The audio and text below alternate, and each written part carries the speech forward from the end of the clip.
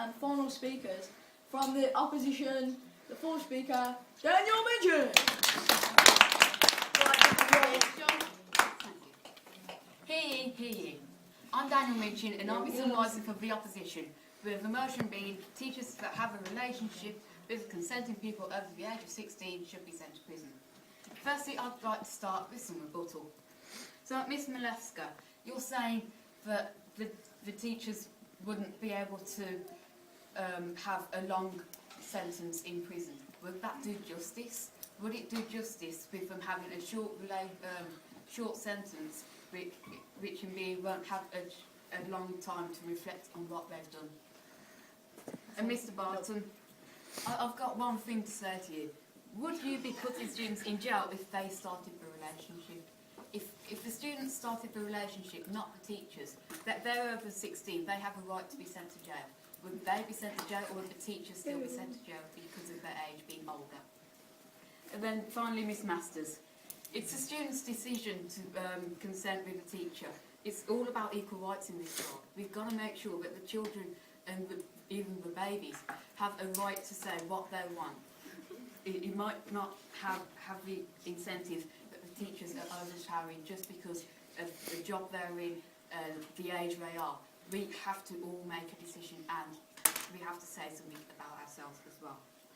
Now, before I'm going to support my team's points, I'm going to start with a little demonstration. Now, Giggity. Now, pretend that I'm a teacher. Would you want to go out with this beauty? No. Why? Because I'm a teacher. I'm older. I'm more responsible. And you know why that is? Because I've had loads more experience. But as you all agree, my students here, they're around under 16. We talk about over 16. And over 16 would be interested in this kind of meet. And they will give this to them. They will have to, because have you seen the way that teenagers are in relationships nowadays? As the proposition has said, we are in emotional turmoil in our state of mind. So would it be easier for students over the age of 16 to go to teachers who are more able to teach them the good ways and bad ways of normal life, instead of having to live with a teenager who's been neurotic, selfish, and who is only thinking about themselves when you can actually care and think about how you want to lead your life. And now I would like to lead on to the points of which my team has stated. So Karen was saying about respecting our laws and rights, which I just said in my rebuttal. We have to respect the children's laws and rights. If you look at the children of Africa, their rights are already being destroyed due to their poverty and the country state that it is in. But should that be put across globally? No. We should make sure that every child still has a right to say what they want. And then Omar was saying about why should we allow this? Why should this?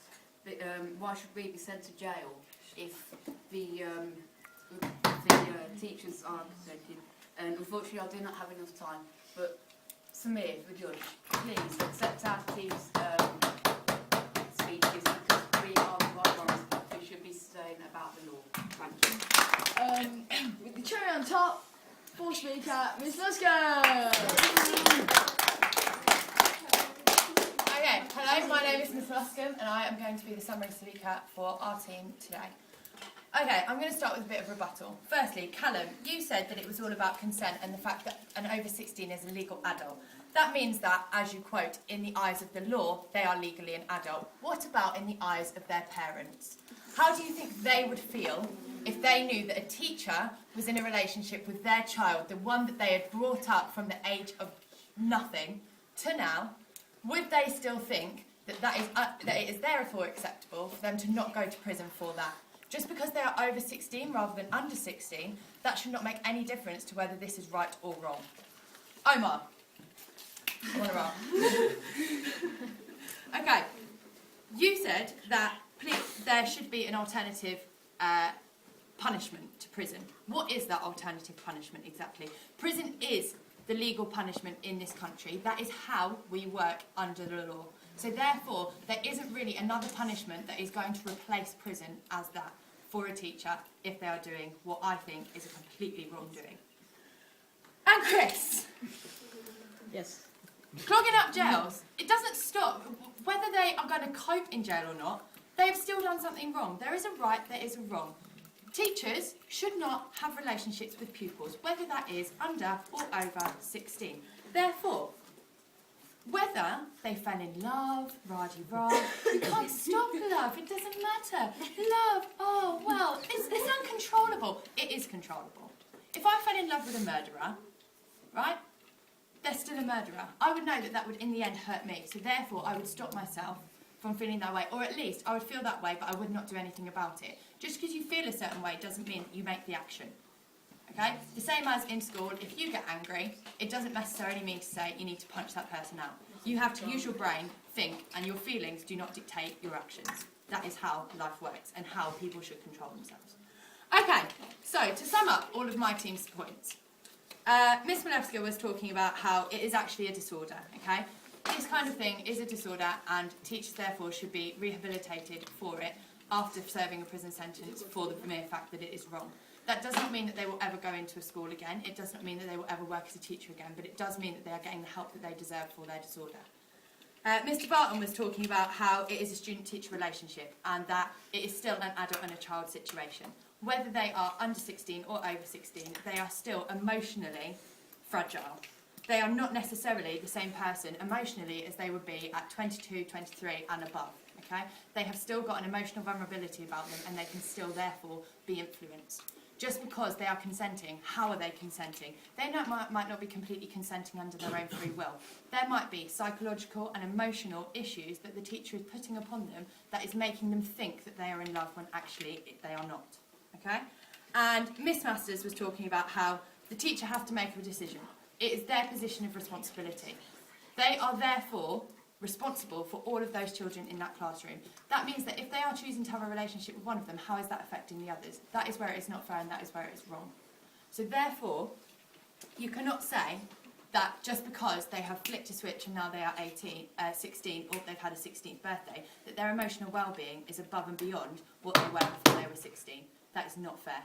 So I plea with you, Sam, please, as a very, very astute, clever and intelligent student in this school, make the right choice, make the right decision, go for us. We are. Amazing debate with the teachers and the students. I hope that newer debaters that have come through take that debate and kind of learn off that, but we are going to go away now and summarise it, season 1.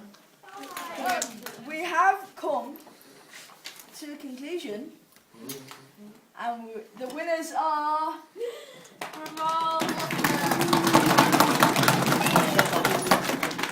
the teachers!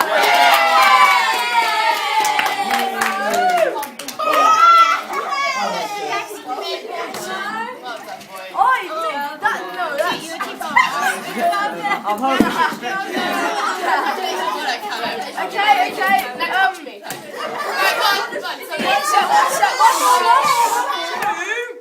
Drum roll, please.